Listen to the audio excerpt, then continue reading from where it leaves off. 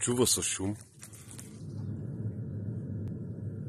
Значи едното е оборотен въздух, другото е въздуховоди за долния етаж.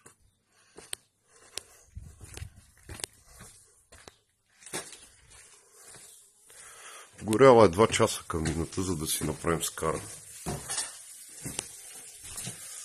Всъщност не скара, а пеш. Наденичките са почти готови. Така, от тук идва оборотния въздух. Леко се усещам, а защото не е херметизирано.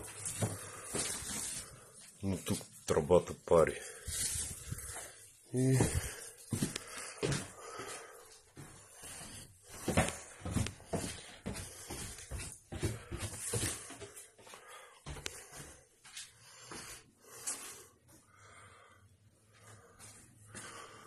Майсторе, топли, виж.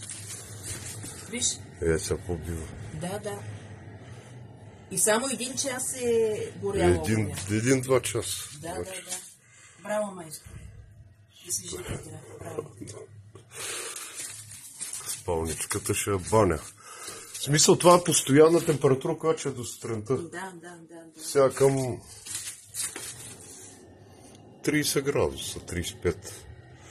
Ама иначе стига до 50, като погори 6 часа. Да. И до тая греда. Супер е. Благодаря, майсторе. Супер е, долният етаж е... Трябва да позагрия още. Сега ще загреем още малко, като махна наденичките. Къщата от кал и слама със супер изолация.